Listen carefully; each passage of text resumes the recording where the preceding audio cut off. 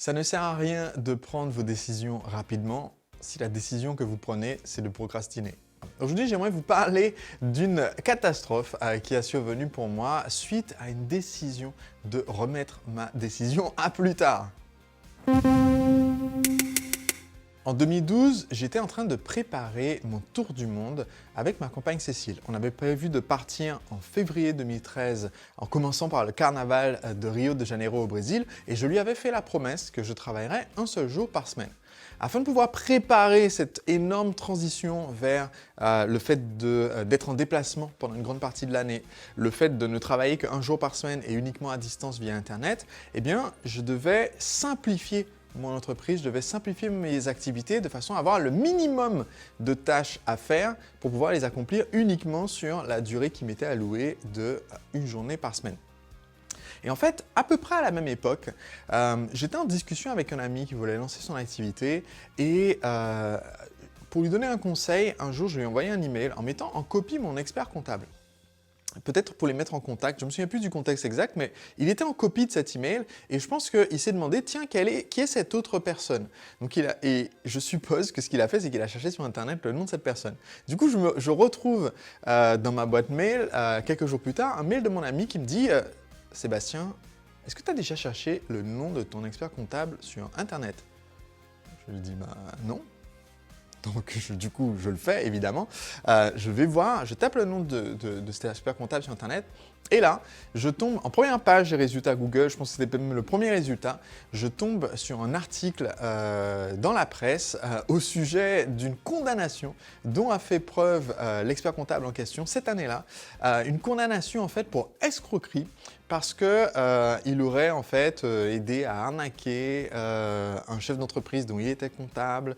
Bref, c'était toute une histoire, un imbroglio et là je me retrouve donc dans une situation un petit peu compliquée parce que en fait, j'étais effectivement juste… Donc, on venait de terminer notre exercice fiscal, puisque mon exercice fiscal à l'époque se terminait le 30 septembre, ce qui en soi est une erreur, on en parlera dans une autre vidéo.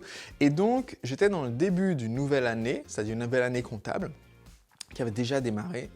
Quand j'ai vu cette nouvelle, je me suis dit, bon, bah, il faut que je change d'expert comptable. Enfin, je ne peux pas garder un prestataire dans lequel j'ai pas confiance et ça a été prouvé par la justice que ce mec-là était louche.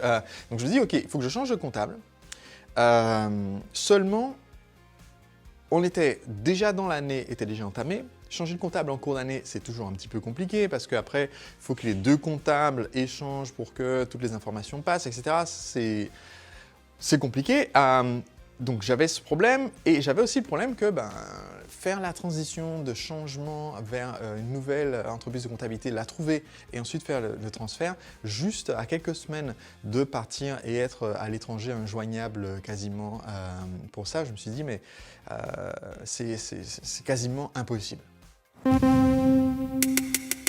Donc ma conclusion a été de me dire, puisque je ne peux pas transformer là tout de suite, tout changer dans l'entreprise et trouver ce nouveau comptable et changer tout, ce que je vais faire, c'est que je vais rester une année de plus avec cet expert comptable. Je vais surveiller que les choses soient bien claires, bien nettes et je vais partir de ce cabinet immédiatement pour l'exercice suivant en fait et je vais tout de suite partir trouver un autre cabinet qui me conviennent plus et surtout qui ne soient pas l'objet de poursuites judiciaires. Donc c'était mon idée, c'était bon ben voilà, enfin je suis resté quelques années chez eux et entre guillemets je vais tenter ma chance de ne pas me faire arnaquer dans l'année en question avant de m'en aller. Ce qui s'est passé, c'est que cette année comptable, donc 2012-2013, a été en fait comptablement la pire année. Le bilan en fait établi par le comptable, c'est-à-dire quand vous travaillez avec un expert comptable en général, au moment où vous arrivez en tant qu'entreprise qui cherche un cabinet d'expertise comptable, ce qui se passe, c'est que vous allez avoir rendez-vous et discuter avec l'expert comptable qui va vous sembler très professionnel, qui va vous promettre toutes sortes de choses, que vous allez avoir un état comptable régulier au fil de l'année, qui va vous donner des sessions de conseils pour pouvoir optimiser X, Y et Z. Mais dans la réalité, ce qui se passe, c'est que vous allez parler à l'expert comptable qui est en fait une sorte de porte-parole du cabinet et qui va immédiatement, une fois que vous aurez signé, disparaître derrière un écran de fumée et au final, vous allez uniquement interagir avec les comptables qui travaillent dans le cabinet, voire des assistants ou des assistants comptables qui en fait sont, je sais pas, des sous-fifres qui travaillent je ne sais où. Et au final, vous n'allez quasiment jamais parler avec l'expert comptable. Vous interagissez avec une personne dans l'entreprise qui est, on va dire, comptable, qui fait votre comptabilité. Ça fonctionne pour la plupart des entreprises. Mais derrière l'expert comptable, tout ce qu'il fait, c'est jeter un coup d'œil plus ou moins sérieux à votre bilan à la fin de l'année et dire c'est bon. Donc, en fait, souvent, ce qui se passe, c'est que votre interlocuteur, vous avez intérêt à avoir un interlocuteur qui soit efficace, si vous avez de la chance. Et en fait, mon interlocuteur, chez cet expert comptable qu'on avait depuis un moment, ce qui s'est passé, c'est que dans le courant de cette année-là, eh bien, je ne sais pas il a disparu quelque part dans la nature. Au bout d'un moment, il a arrêté de répondre à nos emails. Je pense qu'il a peut-être même quitté la boîte en question. Et donc, on s'est retrouvé avec, alors l'expert comptable jamais joignable, ça a toujours été le cas, mais en plus, la personne qui était notre interlocuteur, pas joignable non plus. Donc, on s'est retrouvé avec des difficultés en termes de tenir le timing pour les déclarations de TVA, notamment.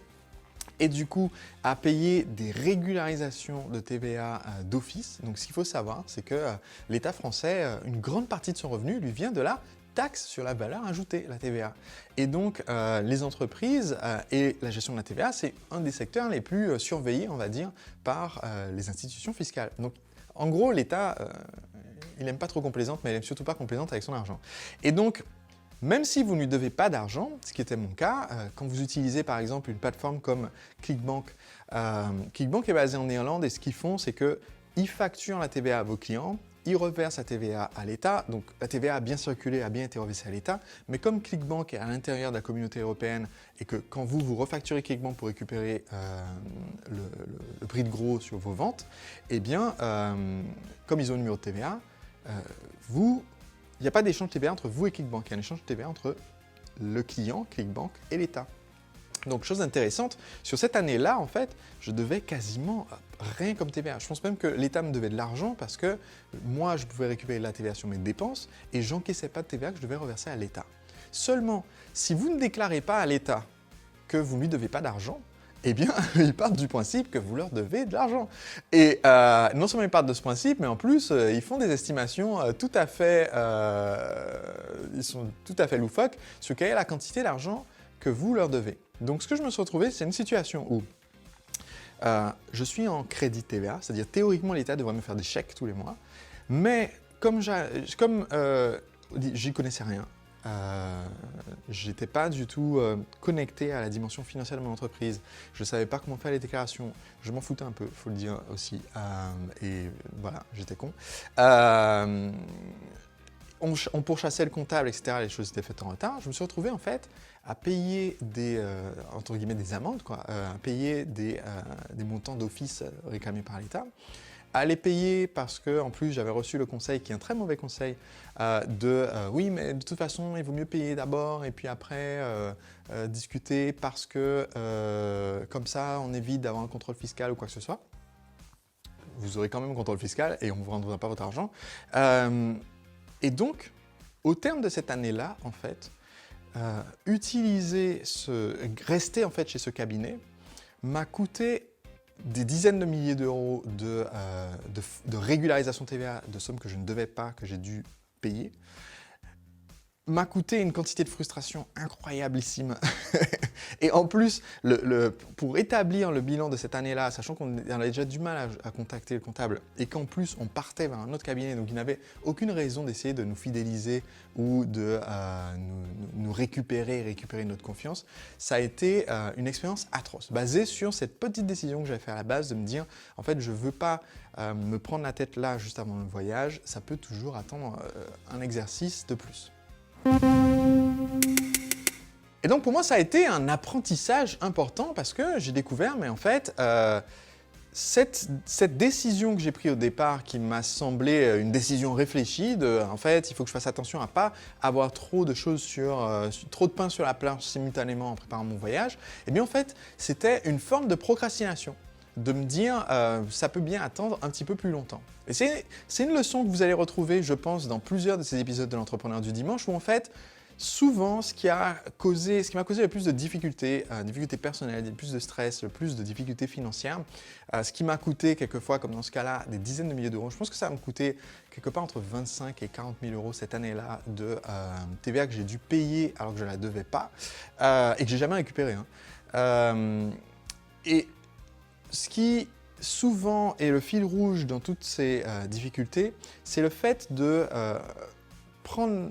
ne pas prendre aujourd'hui la décision difficile et se dire il y a le temps de la faire plus tard. Et de la même façon que quand vous êtes dans une relation et vous savez que cette relation ne va pas durer et si vous n'arrêtez pas maintenant et que vous attendez que l'autre personne décide d'arrêter ou que vous attendez un moment plus facile dans le futur, ça sera évidemment beaucoup plus difficile en fait dans le futur. Et il faut en fait être conscient de ça, même quand il s'agit de prestataires,